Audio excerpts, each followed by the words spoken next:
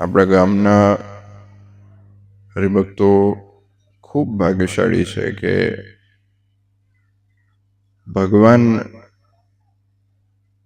જ્યારે ટૂંક જ સમયમાં આપણા ગામમાં વિરાજમાન થવા જઈ રહ્યા છે. એક હરિભગત તરીકે અને એક ગામના સદસ્ય તરીકે આપણે બધાની ફરજ થાય છે કે મંદિરને જાળવી રાખવું. અને હમણાં સ્વામી બહુ સરસ વાત કરી કે યુવાનોએ બધા અહીંયા સંપીને સત્સંગ કર્યો છે અને એ સંપ રાખવાનું ફળ આજે દેખાઈ રહ્યું છે કે જ્યારે આટલું સુંદર મંદિર થવા જઈ રહ્યું છે તો સત્સંગ પણ થાય, એ પણ સંપીને થાય. અને આપણું કામ માત્ર મંદિર બનાવવા સુધીનું નથી, હવે તો કામ શરૂ થયું છે. સત્સંગને જાળવી રાખવો એ સૌથી કઠણમાં કઠણ કામ છે. અને આ દરેક હરિભક્તોએ, ભાઈઓ બહેનો બધાએ જે ખૂબ મહેનત કરીને, ખૂબ પરિશ્રમ કરીને અને નાનામાં નાનું યોગદાન પણ આ મંદિરમાં આપ્યું છે, એ બધું ખૂબ ખૂબ ધન્યવાદ છે.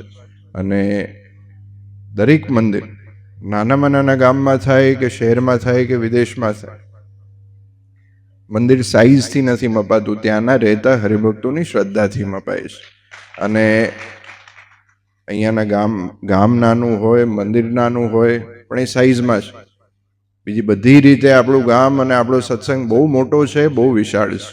અને એ સત્સંગને જાળવી રાખવો, એ સત્સંગમાં રહેવું અને દિવસે ને દિવસે આપણા પરિવારના સદસ્યો, આપણા સ્વજનો બધાએ ભગવાનથી નજીક જોડાય એવા પ્રયત્ન કરવા. કારણ કે ભગવાને આપણને બહુ સરસ શિક્ષાપત્રીમાં મહારાજે બહુ સરસ વાત કરી છે.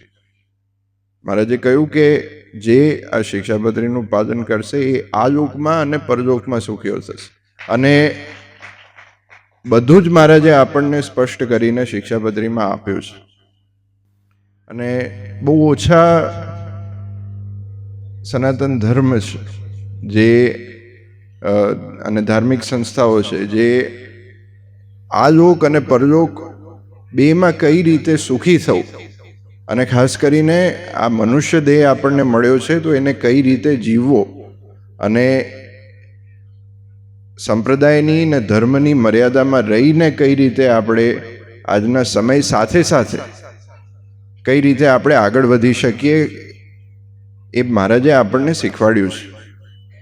અને બંધારણ અને ગાઈડલાઈન મહારાજે આપણને આપી છે. તો જ્યારે આવો સરસ પ્રસંગ મૂર્તિ પ્રતિષ્ઠાનો આપણા ગામમાં અને આટલી મોટી સંખ્યામાં જ્યારે હરિભક્તો, સમસ્ત ગામના હરિભક્તો જ્યારે ઉપસ્થિત છે તો ખૂબ આનંદ થયો આજે આવીને અને આટલી મોટી સંખ્યામાં હરિભક્તોને જોઈને.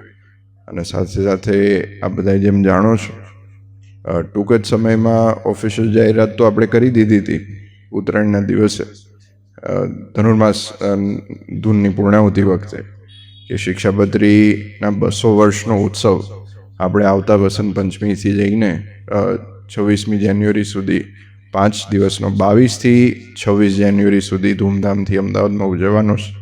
તો એ ઉત્સવની પણ જાહેરાત, જે કાર્યક્રમની જાહેરાત છે અને જે એના ઉપલક્ષમાં કાર્યક્રમ થવાના છે એની જાહેરાત પણ ટૂંક સમયમાં થશે.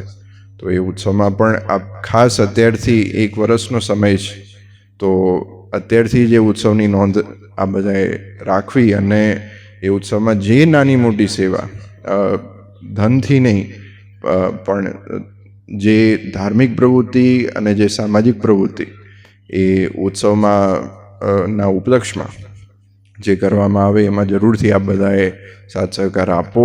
અને આજુબાજુના ગામના પણ હરિભક્તોને પ્રેરણા કરવી કે એ ઉત્સવમાં જે પ્રવૃત્તિઓ થાય એમાં સાથ સહકાર આપણે આપીએ.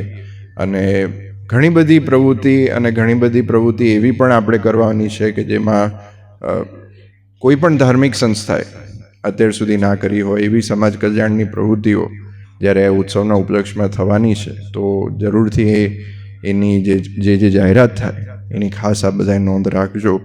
અને ખાસ કરીને જ્યારે આપણા ગામ સમક્ષ આટલું સુંદર મંદિર થયું છે એમાં જે હરિભક્તોએ યોગદાન આપ્યું છે, નાનામાં નાનું યોગદાન આપ્યું હોય કે મોટી સેવા કરી હોય, દરેક હરિભક્તોને મહારાજ ખૂબ એમના પર રાજીપો અને એમના પરિવાર પર રાજીપો રાખે અને સત્સંગ કરવાનું બળ આ બધાને ભગવાન ખૂબ આપે. એ જ આજના દિવસે નિર્ણયદેવના ચરણોમાં પ્રાર્થના.